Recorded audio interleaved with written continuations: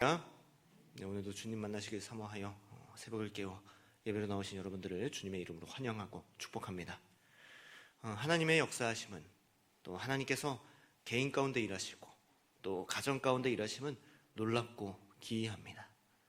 우리의 생각대로 움직여지지 않고요, 또 우리의 생각에 이건 안 될 것 같은데, 이건 아닌 것 같은데 하는 것도요, 이뤄가시고 또 바꿔나가시고 또 변화시켜 나가십니다.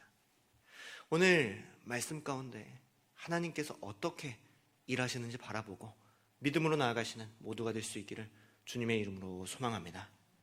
먼저 1절 말씀 보실까요?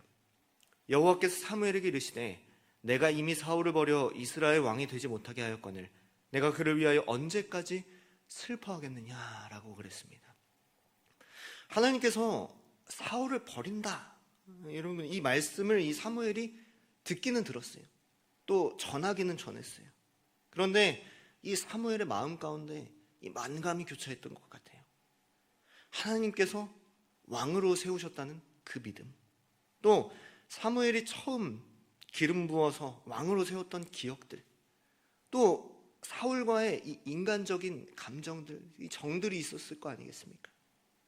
그리고 이 사울이 원래는 이렇지 않았는데, 이런 안타까움과 슬픔이 있었을 겁니다.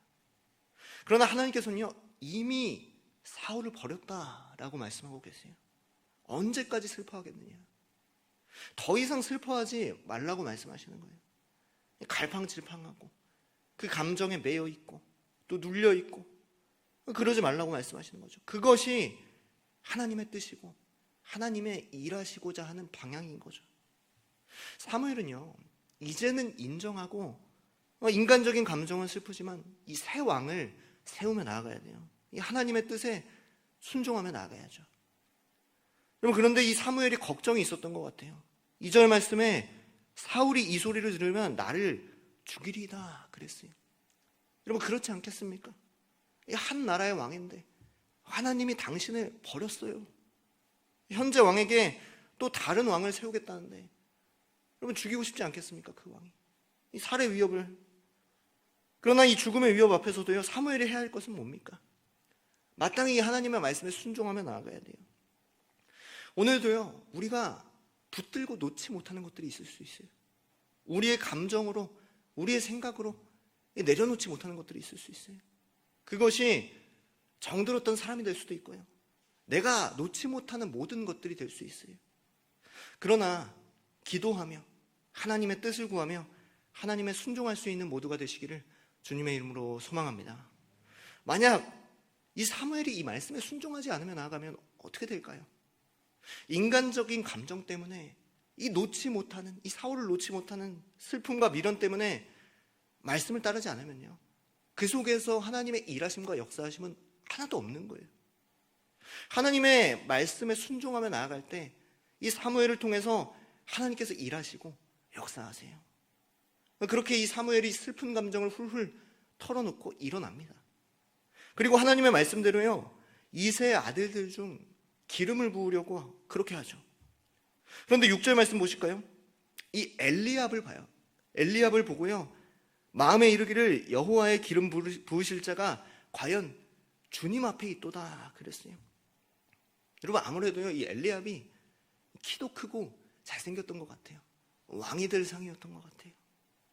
그런데 그건요, 하나님의 뜻이 아니지 않습니까? 하나님의 일하심과 역사하심과 다른 거예요. 그래서 7절 말씀 보실까요? 여호와께서 사무엘에게 이르시되 그의 용모와 키를 보지 말라. 내가 이미 그를 버렸노라. 내가 보는 것은 사람과 같지 아니하니 사람은 외모를 보거니와 나 여호와는 중심을 보느니라 그랬습니다. 나 여호와는 중심을 보느니라. 여러분, 오늘 우리가 생각하기에 우리의 눈에 좋은 것, 내 생각에 좋은 것, 사람의 기준에 이 판단에 옳은 대로 하나님께서 움직여 주실 것 같아요. 하나님께서 그런 사람을 선택하실 것 같아요. 세상에 모두 좋다는 것도, 그건 나도 좋은 거잖아요. 내가 좋아 보이는 것들은요, 세상 사람들도 좋아 보이는 거예요. 그러나 하나님께서 보시는 것은요, 사람들과 다르다는 거죠. 오늘 많은 사람들의 기준과 안목들은 어떻습니까? 세상의 것들을 따라갑니다. 세상이 좋다고 하는 것들을 따라가고요. 여러분, 하나님의 백성들도 이 세상 사람들과 다르지 않게 살아가는 모습을 우리는 많이 볼 수 있어요. 그러나 하나님은 결코 그렇지 않다는 거죠. 오늘 우리의 시선과 또 우리의 기준과 우리의 안목은 어떻습니까?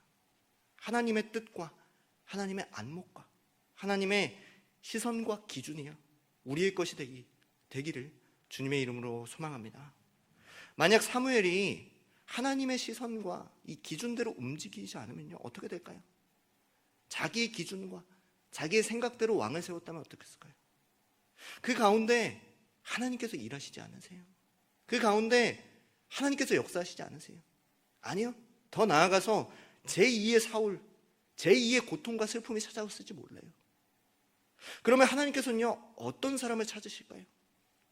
사무엘이 생각하는 이 좋아 보이는 사람, 누가 봐도 좋은 사람, 이새의 7 아들을 찾으지 않으세요? 이상하다. 내 생각엔 아닌 것 같은데, 이들 중에 분명히 있는 것 같은데, 그대로 움직이지 않으세요? 여러분, 11절 말씀에 막내, 이 양을 지키고 있는 자, 비교적 집안의 대소사에 관여하지 않고 이 하찮아 보이는, 이 허드렛 일을 하는 이 다윗을 부르세요. 우리의 생각에 보면요, 하찮고 별 볼 일 없는 사람을 세우세요. 우리가 보기에는 하고 많은 사람들 중에 참 어리석어 보이는 선택, 어리석어 보이는 일 아닙니까? 그러나 하나님께서는요, 그를 가장 좋게 보세요. 하나님의 마음에 합한 자로 부르세요. 그리고 그 가운데 역사하시고 그 가운데 일하세요. 여러분, 13절 말씀 보실까요? 사무엘이 기름 뿔병을 가져다가 그의 형제 중에서 그에게 부었더니 이날 이후로 다윗이 여호와의 영에게 크게 감동되니라. 여호와의 영이요, 그에게 임한 거예요. 여러분, 사람이 보기에 좋은 자에게, 사람의 안목에 좋은 자에게 하나님의 영이 임하지 않고요, 하나님께 합한 자에게 하나님의 영이 임하고 있어요. 여러분, 하나님의 일하심은요, 하나님의 역사하심은요, 하나님의 말씀에 순종하며 나아갈 때 일어나는 줄로 믿습니다. 여러분, 하나님께서 보시기에 좋은 가운데, 그 가운데 성령이 임해요. 그럴 때 우리는요, 이 사무엘을 통해서, 이 다윗을 통해서 어떤 일이 일어나는지 알고 계시지 않습니까? 이스라엘 역사상 가장 위대한 왕, 하나님의 마음에 합한 자, 하나님을 경외하는 자, 하나님을 예배하는 왕이 탄생하지 않았습니까?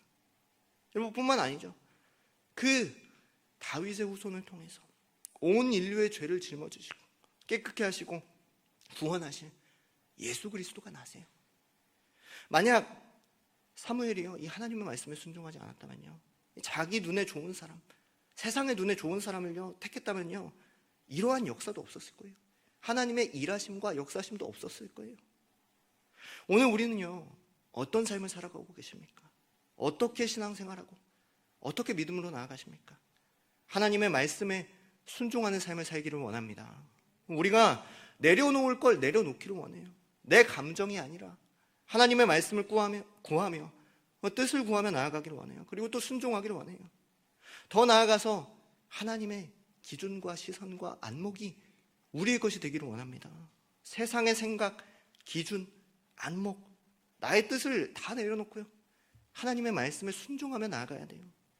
사무엘의 그 순종을 통하여 위대한 왕 다윗이 세워진 역사, 그 후손을 통하여 그리스도가 나신 것처럼 우리가 하나님의 말씀에 순종하며 나아갈 때 자신과 가정과 모든 것 위에 하나님께서 함께 하시고 역사하시고 일하실 줄로 믿습니다. 하나님의 말씀에 순종하여 하나님의 일하심과 역사하심을 경험하고 체험하게 되는 모든 성도와 성도의 가정들 다 될 수 있기를 주님의 이름으로 축복합니다. 아멘. 기도하시겠습니다.